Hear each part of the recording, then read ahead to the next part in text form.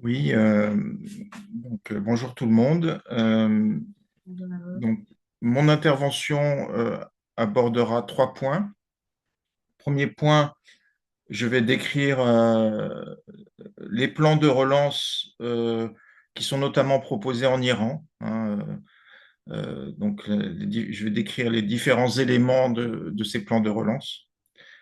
Deuxième point, j'insisterai sur les incertitudes qui existent actuellement autour de ces programmes de relance de l'économie iranienne.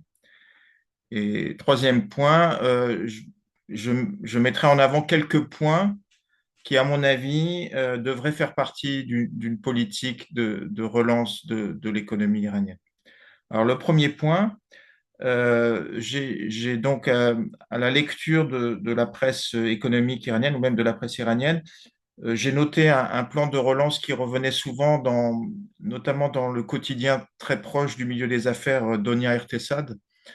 Et donc, je trouvais que c'était intéressant de décrire ce plan de relance de l'économie après la guerre avec les États-Unis et Israël. Donc, ce plan, d'après ce quotidien, aurait deux phases. Alors, une première phase de court terme. Donc, dans cette phase de court terme, il faudrait stabiliser l'environnement macroéconomique. Ça veut dire quoi? Ça veut dire ralentir l'inflation, stabiliser le taux de change. Deuxième point, il faudrait protéger les groupes sociaux qui ont été directement touchés par cette guerre. Alors on pense évidemment, enfin il y aurait donc les chômeurs, hein, on parle, je crois que le ministère de l'économie iranienne a parlé d'au moins 2 millions de personnes qui auraient perdu leur emploi suite à cette guerre, mais également aider les entreprises qui ont été directement touchées par cette guerre, et également aider les classes sociales les plus pauvres, qui sont sans doute les plus touchées par l'accélération de l'inflation.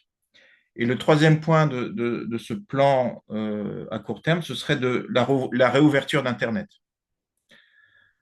Alors, ça, c'est la dimension à court terme. La dimension à long terme, elle est assez classique. D'après ce quotidien, il faudrait ce qu'ils appellent libéraliser l'économie iranienne, ce qu'on voit dans tous les pays, c'est-à-dire ce serait développer le poids du secteur privé dans l'économie iranienne, ce serait diminuer les subventions sur les prix, ce serait un moindre interventionnisme de l'État et ce serait essayer d'attirer, par exemple, des investissements directs étrangers. Donc ça, c'est ce qu'on voit généralement dans tous les pays du monde quand on parle de politique d'ouverture ou de libéralisation économique. Alors, par rapport à ce plan, j'ai noté un certain nombre d'incertitudes. Bon, la première incertitude est évidente, c'est le contexte géopolitique. La question que l'on peut se poser tout de suite en tant qu'économiste, c'est y aura-t-il un accord entre l'Iran et les États-Unis qui comprendrait une levée significative des sanctions américaines? Donc ça aurait tout de suite un impact sur l'économie iranienne. Autre question d'ordre géopolitique, c'est quelles relations vont s'établir avec les Émirats arabes unis après la guerre. M. Rasbin en a un petit peu parlé.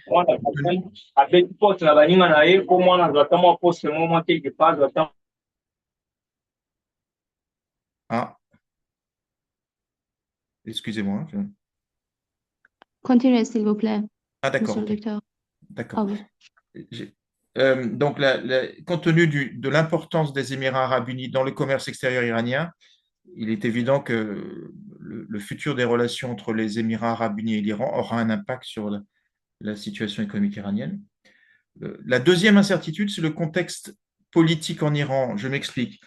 Euh, on sait très bien dans les expériences historiques de reconstruction d'un pays après la guerre, il faut notamment qu'il y ait un consensus politique pour ouvrir l'économie ou pour libéraliser l'économie.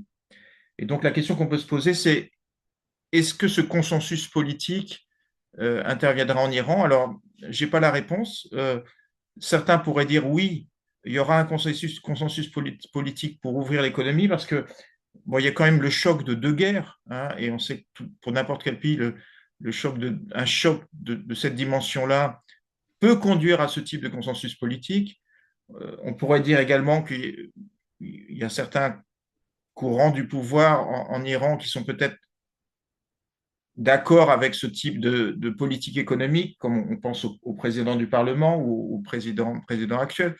Donc, on peut dire des éléments qui conduiraient à ce consensus politique existent en Iran. D'un autre côté, on peut noter que depuis la révolution iranienne, il n'y a jamais eu de consensus politique pour ouvrir l'économie iranienne.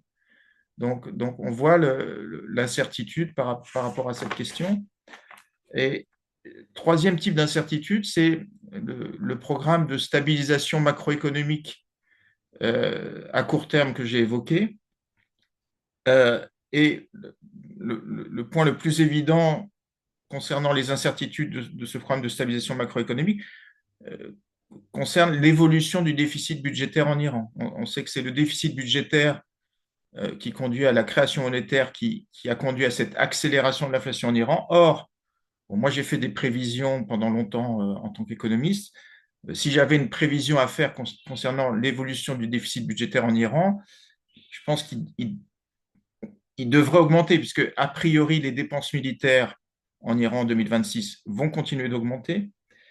Les dépenses sociales, compte tenu de la nécessité de s'occuper de tous ces groupes sociaux qui ont été affectés par la guerre, vont sans doute augmenter. Et les revenus liés aux impôts, compte tenu d'une économie qui est en récession, vont diminuer. Et en plus, il y a toute l'incertitude concernant les recettes pétrolières. Mais donc, a priori, on voit plutôt un déficit budgétaire qui va augmenter, ce qui veut dire qu'il y aurait plus de création monétaire et donc plus d'inflation en Iran. Donc, on voit les incertitudes concernant cet objectif de stabiliser l'environnement macroéconomique. Alors, se repose la question de la levée des sanctions américaines. Évidemment, la levée des sanctions américaines pourrait permettre à l'État iranien d'avoir plus de revenus budgétaires, de recettes budgétaires, et donc de diminuer le déficit budgétaire. Une autre possibilité par rapport à cette prévision, c'est que, j'en reparlerai dessus, à mon avis, le choix des dépenses sociales pour protéger les groupes sociaux les plus affectés a presque une dimension prioritaire. Donc, est-ce que c'est pas, dans ces cas-là, les gouvernements, ils doivent faire on va dire des choix budgétaires. Donc, est-ce que ce ne serait pas une obligation pour le gouvernement iranien de privilégier ces dépenses sociales? C'est une question qu'on peut poser. Voilà. Et à long terme, il y a beaucoup d'incertitudes également. La principale incertitude que je vois, je pense qu'il est impossible d'ouvrir l'économie iranienne sans restructurer le système bancaire iranien. Or, ça va coûter de l'argent, hein. Les économistes évoquent la nécessité de ce qu'on appelle recapitaliser les banques, c'est-à-dire renforcer les banques, augmenter leur capital propre, et ça coûte de l'argent. Donc, on vient de parler de la situation budgétaire du gouvernement iranien. Est-ce qu'il pourra trouver l'argent pour recapitaliser les banques iraniennes? Et deuxième incertitude, c'est je pense qu'il y a un lien très étroit entre les décisions en termes de politique économique surtout actuellement en Iran, et le contexte politique et social. Donc je pense que c'est pour ça que j'en reviens à mon avis de priorité qui devrait être aux dépenses sociales, c'est que bon, c'est valable dans beaucoup de pays, hein, mais chaque décision en termes de politique économique doit aussi être examinée à l'aune de ses conséquences politiques et sociales. Et donc ça complexifie encore la politique à mener à long terme, notamment pour libéraliser l'économie iranienne.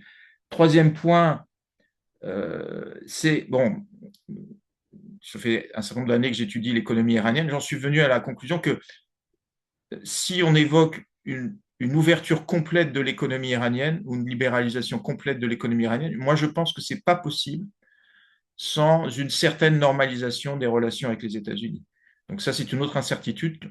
Ça revient les incertitudes concernant la possibilité d'un accord ou pas.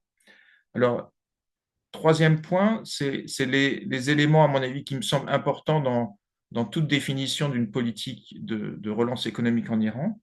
Alors, le premier point, c'est oui, c'est vrai, je pense que de toute façon, une privatisation graduelle, pas forcément, hein, dans le vocabulaire économique, on appelle des thérapies de choc. Moi, je pense qu'il faudrait une privatisation, mais graduelle, progressive. Pourquoi? Parce que bon, j'ai un peu étudié le secteur privé en Iran. Je pense que c'est peut-être une des principales richesses de l'économie iranienne. Évidemment, on parle toujours des richesses, des ressources naturelles, mais peut-être la principale richesse de l'économie iranienne, c'est son secteur privé, notamment toutes ces PME, petites et moyennes entreprises familiale, parce qu'en Iran, contrairement à d'autres pays de la région et même des pays d'Afrique du Nord, on a des vrais entrepreneurs.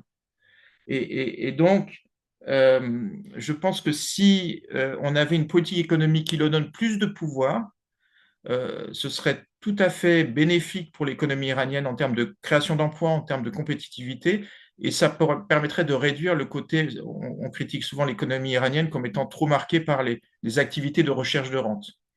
Donc si ce secteur privé, notamment toutes ces PME familiales, avaient plus de pouvoir, on aurait sans doute une économie plus compétitive et moins marquée par les activités de recherche de rente. Mais pour ça, un autre élément, à mon avis, important dans les réformes, c'est il y a nécessité d'augmenter ce qu'on appelle, alors je crois que ça vient plutôt de la science politique, ce qu'on appelle la confiance verticale en Iran. C'est que la confiance verticale, c'est la confiance, alors dans ce cas que les acteurs économiques, dans les institutions publiques. Et moi, j'avais fait une enquête à ce sujet et très clairement, une majorité des entrepreneurs du secteur privé en Iran considèrent que les institutions publiques en Iran sont inefficaces et ne travaillent que pour certains groupes. Donc, on va dire la confiance verticale est faible. Et pourquoi ça a des effets, cette confiance verticale faible a un effet négatif sur le système économique iranien? Ça explique en partie pourquoi les PME en Iran sont souvent de très petite taille. Pourquoi? Du fait que cette confiance est faible, ben, les entreprises ne vont pas prendre le risque d'immobiliser encore plus de capital. Elles préfèrent mettre le capital dans des endroits qui peuvent être très facilement mobilisables pour des questions de risque. Donc, si la confiance verticale était plus élevée, les entreprises seraient prêtes à investir et à devenir plus grandes. Donc, on voit très bien le lien entre une confiance verticale plus élevée et l'incitation de ces entreprises à investir. Et dernier élément dans la politique économique qui pourrait avoir lieu en Iran pour relancer l'économie, je pense que dans le processus de planification, hein, avec, je pense, une économie qui est quand même dominée par l'État, après le secteur public et le secteur parapublic dominent l'économie iranienne à près de 80%, ce serait bien d'avoir un processus plus inclusif de planification en donnant, par exemple, plus de poids réel au secteur privé dans la planification. Et je pense que ce serait un élément très positif pour leur donner leur avis en amont sur les politiques économiques à mener. Et également, je pense que ça aurait un impact positif sur le plan économique et politique. Voilà. Je vous remercie de votre attention et je suis prêt à répondre à toutes les questions.